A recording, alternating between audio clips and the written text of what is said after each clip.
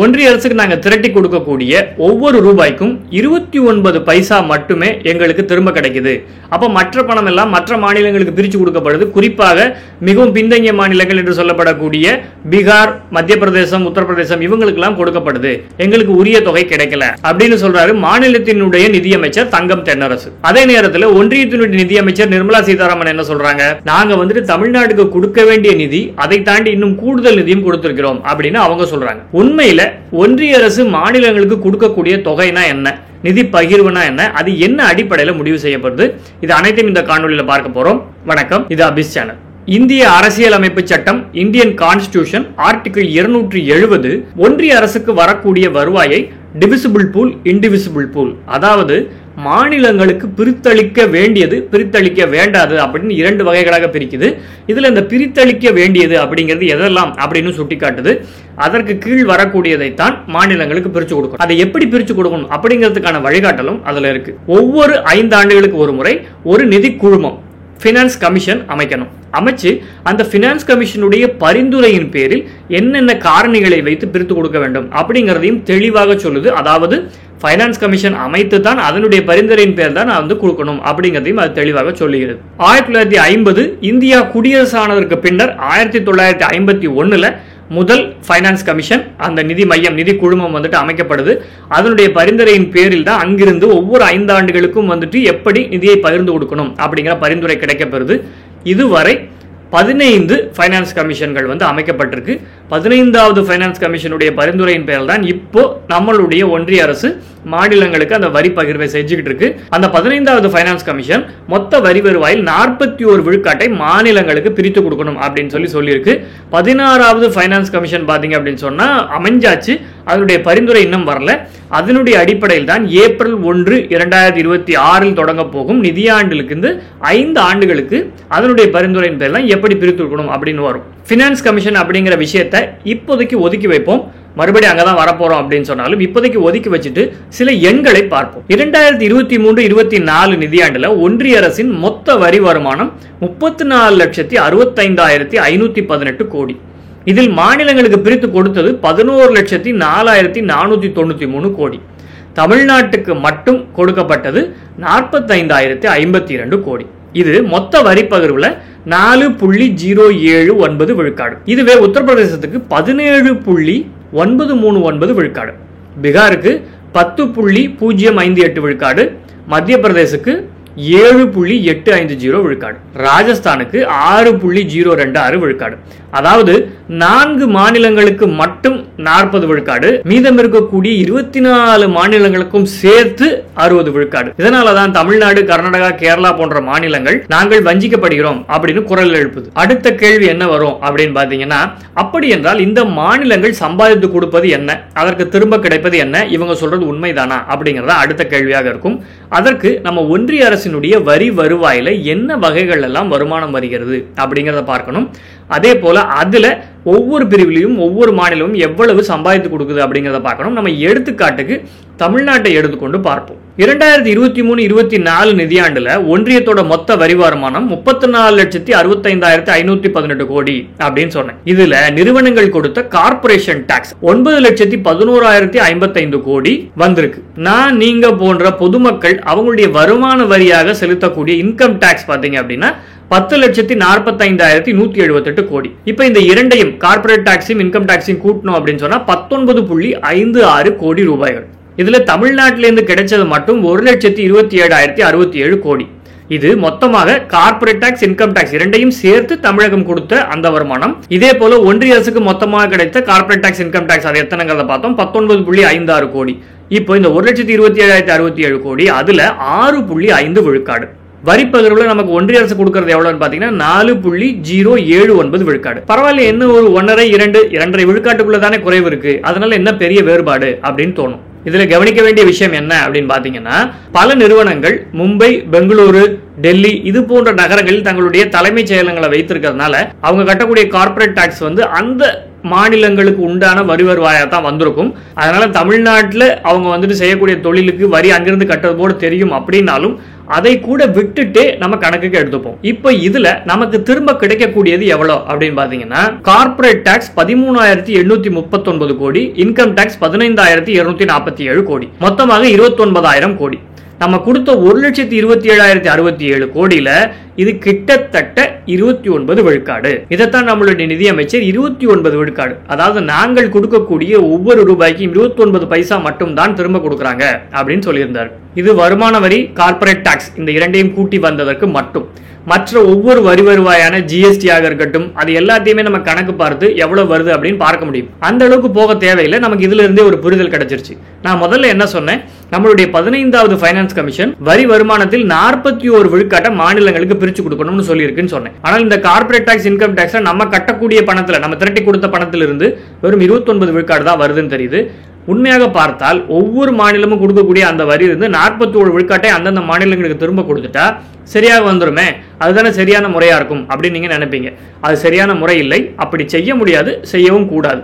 ஏன்னா 15வது நிதி குழுமம் ஃபினான்ஸ் கமிஷன் எப்படி பிரித்து கொடுக்க வேண்டும் அப்படிங்கிற அடிப்படையில் சில காரணிகளை கொடுத்திருக்கு. அதற்கு பெயர் தான் டெவல்யூஷன்.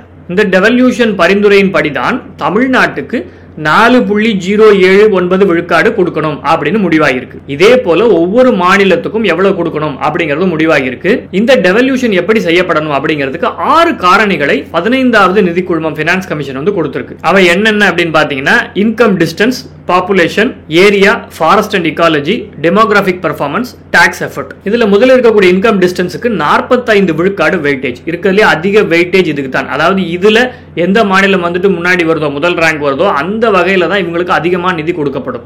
இன்கம் டிஸ்டன்ஸ்னா என்ன அப்படின்னு பாத்தீங்கன்னா, ஒரு நன்றாக படிக்கக்கூடிய மாணவரிலிருந்து மிகவும் குறைவாக படிக்கக்கூடிய மாணவர் எவ்வளவு தொலைவில் இருக்கார் அப்படிங்கறத பார்த்து படிக்க மிகவும் கஷ்டப்படுற மாணவருக்கு அதிகமான கவனம் கொடுப்பதற்காக கொண்டு வரப்பட்டதுதான் இன்கம் டிஸ்டன்ஸ். எடுத்துக்காட்டுக்கு மகாராஷ்டிரா தான் அதிகமான வருமானம் ஈட்டுகிறது அப்படின்னு வச்சுப்போம், பீகார் இருக்கிறதுலே குறைவான வருமானம் ஈட்டுதுன்னு வச்சுப்போம்.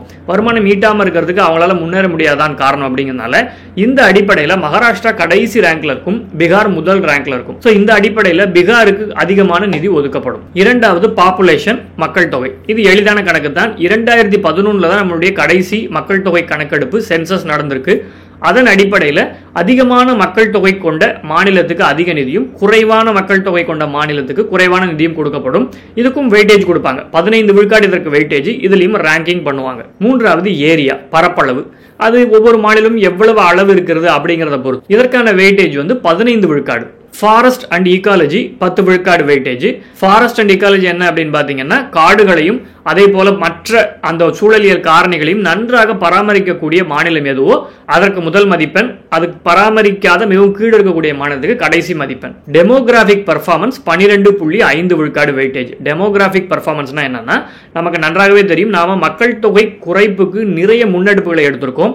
அதுபோல முன்னெடுப்புகளை சரியாக எடுத்து மாநிலங்களில் உள்ள மக்கள் தொகையை குறைத்து நல்ல முன்னேற்றத்தை கொடுக்கக்கூடிய மாநிலங்களுக்கு முதல் மதிப்பெண், அதை செய்யாத மாநிலங்களுக்கு கடைசி மதிப்பெண். இது 15வது ஃபைனான்ஸ் கமிஷன்ல தான் அறிமுகப்படுத்தப்படுது. இந்த காரணி டாக்ஸ் எஃபர்ட் அப்படிங்கிற காரணிக்கு 2.5 விழுக்காடு வெயிட்டேஜ். டாக்ஸ் எஃபர்ட்னா என்னன்னா, எந்த மாநிலம் வரி ஈட்டுவதற்கு மிகவும் அதிகமான முனைப்பு எடுக்குது அப்படிங்கிறத பார்த்து கொடுக்கப்படுது. அதிகமான வரி ஈட்ட முனைப்பு கொண்ட, அதாவது வரி வருவாயை பெருக்கின மாநிலங்களுக்கு முதல் மதிப்பெண், குறைவாக பெருக்கவே இல்லாமல் இல்லாட்டி வரிவாரிய குறைந்த மாநிலங்களுக்கு கடைசி மதிப்பெண். இதுல பார்த்தோம்னா தமிழ்நாடானது மக்கள் தொகை குறைப்பு, டெமோகிராபிக் பெர்ஃபார்மன்ஸ் பார்த்தோம் இல்லையா, அதுலயும் அதே நேரத்தில் டாக்ஸ் எஃபர்ட், அதாவது வரியை கூட்டுவதற்கு அந்த முனைப்புகள் எவ்வளவு வந்திருக்கு அப்படிங்கிறதுலயும் நல்லா மேல இருக்கும். மக்கள் தொகையிலையும் ஏரியாவிலையும் இன்கம் டிஸ்டன்ஸ் என்று சொல்லக்கூடிய குறைவான வருவாய் ஈட்டுது அப்படிங்கிறதுலயும் பின்னாடி இருக்கும். இதனாலதான் பீகார், உத்தரப்பிரதேசம், மத்திய பிரதேசம் போன்ற மாநிலங்களுக்கு அதிகமான நிதி ஒதுக்கப்படுது. ஏன்னா அந்த மாநிலங்கள் மக்கள் தொகையிலையும் அதே போல ஏரியாவிலையும் அதே நேரத்தில் இன்கம் டிஸ்டன்ஸ்லையும் மிகவும் முதலிடத்தில் இருக்கிறதுனால அந்த மூன்றுத்துக்கும் சேர்த்து 75 விழுக்காடு வெயிட்டேஜ் இருக்கிறதுனால அவற்றுக்கு அதிகமான வரி பகிர்வும் நம்ம போன்ற மாநிலங்களுக்கு மிக குறைவான வரி பகிர்வும் கிடைக்கிறது. இது தவறில்லை. ஏன்னா பொதுவாகவே பின்தங்கி இருப்பவருக்கு அதிகமான கவனமும் நல்ல முன்னேறியவங்களுக்கு மிகவும் குறைவான கவனம் கொடுத்தால் ஒரு சரிவிகிதமான சமமான அந்த ஒரு சூழ்நிலை ஏற்படும் அப்படிங்கிறதுக்காக தான் இது செய்யப்படுது. ஆனால் இதுல உள்ள பிரச்சனை என்ன அப்படின்னு பாத்தீங்கன்னா, நீ பின்தங்கியே இருந்த அப்படின்னு சொன்னா உனக்கு நிறைய பணம் கொடுத்துக்கிட்டே இருப்போம், உனக்கு நிறைய ஊக்கம் கொடுத்துக்கிட்டே இருப்போம் அப்படின்னு சொல்லும் பொழுது நான் பின்னாடியே இருந்துட்டு போறேன், அப்பத்தானே தொடர்ந்து இது கிடைக்கும் அப்படின்னு நினைத்து விடக்கூடிய அபாயம் இருக்கிறது. உண்மையில அது நடந்தும் இருக்கிறது. 1990 உத்தரப்பிரதேசத்துக்கு 16.786 விழுக்காடு நிதி பகிர்வு, தமிழ்நாட்டுக்கு 7.931 விழுக்காடு. ஏன் நான் 90 எடுத்திருக்கேன் அப்படின்னு பாத்தீங்கன்னா, அதற்கு பின்னர் தான் நமக்கு உலகமயமாக்கல் என்று சொல்லக்கூடிய குளோபலைசேஷன் வந்தது. மாநிலங்கள் வெகுவாக முன்னேற தொடங்கின. அங்கிருந்து படிப்படியாக குறைந்து 4.079 விழுக்காடு தமிழ்நாட்டுக்கு வந்துருச்சு. அதே நேரத்தில் உத்தரப்பிரதேசத்துக்கு எவ்வளவு வந்திருக்குன்னா, அங்கிருந்து கூடி 17.939 விழுக்காடு. இடையில உத்தரப்பிரதேசத்துக்கு 19 விழுக்காடெல்லாம் போனது. இந்த டெமோகிராபிக் பெர்ஃபார்மன்ஸ் எல்லாம் வந்ததுனால கொஞ்சம் குறைந்திருக்கிறது. இப்போ தமிழ்நாடு, கேரளா போன்ற மாநிலங்கள் கேட்கக்கூடிய கேள்வி என்னன்னா, நாங்கள் மக்கள் தொகை குறைப்பு, வரி வருமானத்தை பெருக்குதல், அதே போல மக்களுடைய வாழ்வாதாரத்தை சீராக்குறது, இவ்வளவுக்கும் நாங்கள் முனைப்படுத்துவதற்கான பரிசு தானா இது அப்படின்னு கேட்கிறாங்க. இதற்கான தீர்வாக முன்வைக்கப்பட்டதுதான் டெமோகிராபிக் பெர்ஃபார்மன்ஸ், டாக்ஸ் எஃபர்ட் போன்ற முன்னேற்றத்தை முனைப்புடன் செயல்படுத்திய மாநிலங்களுக்கு கொடுக்கப்படக்கூடிய ரிவார்ட் போன்றது. ஆனால் அதனுடைய வெயிட்டேஜ், அதனுடைய முக்கியத்துவம் இந்த மொத்த பிரிவில் உள்ள காரணிகள்ல குறைவாக இருப்பதனால, நான் ஏற்கனவே சொன்னேன், பாப்புலேஷனாக இருக்கட்டும், ஏரியாவாக இருக்கட்டும், இதெல்லாம் சேர்த்து முதல் 3 காரணிகள் 75 விழுக்காடு வந்துட்டதுனால இதற்கு உண்டான முக்கியத்துவம் மிகவும் குறைவாக இருக்கும் பொழுது இது பெரிய அளவில் பலனளிக்காம போய் தான் தமிழ்நாடு, கேரளா போன்ற மாநிலங்களுக்கு நிதி பகிர்வு குறைந்து இருக்கிறது. நான் அதே மாதிரி இன்னொன்று சொன்னேன், என்னன்னா மிகவும் பின்தங்கி இருக்க மாநிலங்களுக்கு நம்ம கண்டிப்பாக உதவி செய்ய வேண்டும் தான். இது இரண்டையும் கருத்தில் கொண்டு நல்ல ஒரு தீர்வாக நம்மளுடைய முன்னாள் நிதியமைச்சர் பழனிவேல் தியாகராஜன் பிடிஆர் இருக்காரு, அவர் ஒரு பரிந்துரை செஞ்சார். அவர் எதிர்க்கட்சியாக இருக்கும் பொழுதே அவர் நம்மளுடைய ஃபைனான்ஸ் கமிஷன்ல ஒரு பரிந்துரை வச்சாரு. அது என்னன்னு சொன்னா, இந்த நிதி பகிர்வை 5 ஆண்டுகளுக்கு ஸ்டாட்டிக்காக வைக்காமல் டைனமிக்காக வைக்க வேண்டும் அப்படிங்கறதான். ஒரு எடுத்துக்காட்டுக்கு, ஒரு சில நிறுவனங்கள்ல பாத்தீங்க அப்படின்னு சொன்னா பர்ஃபார்மன்ஸ் போனஸ் அப்படின்னு ஒன்று இருக்கும். நன்றாக செயல்பட்டால் அது கிடைக்கும், நன்றாக செயல்படலைன்னா அதனுடைய அளவு குறையும். அதுபோல பின்தங்கிய மாநிலங்களுக்கு நீங்க பர்ஃபார்மன்ஸ் போனஸ் மாதிரி வைங்க. ஒவ்வொரு ஆண்டும் இந்த துறைகளில் இந்தந்த முன்னேற்றங்களை காட்டினால் மட்டும் அந்த பர்ஃபார்மன்ஸ் போனஸ் இந்த அளவில் கொடுக்கப்படும். ஒருவேளை அதில் நீங்கள் முன்னேற்றத்தை காட்டலைன்னா அந்த பர்ஃபார்மன்ஸ் போனஸ் கிடைக்காது. அதாவது அவங்களுடைய முன்னேற்றத்தை தூண்டக்கூடிய வகையில் அந்த டெவல்யூஷன் அமையணும் அப்படிங்கிறது அவருடைய பரிந்துரை. இது ஒரு நல்ல பரிந்துரையாக இருந்தாலும் அரசியல் காரணங்களுக்காக இதை செயல்படுத்துவது அப்படிங்கிறது மிக மிக கடினம். ஒருவேளை 16வது ஃபைனான்ஸ் கமிஷன் அந்த பரிந்துரையை ஏற்றுக்கிட்டு இது மாதிரியான ஒரு நல்ல முறையை செயல்படுத்தினாங்கன்னா வரவேற்போம். நன்றி, வணக்கம்.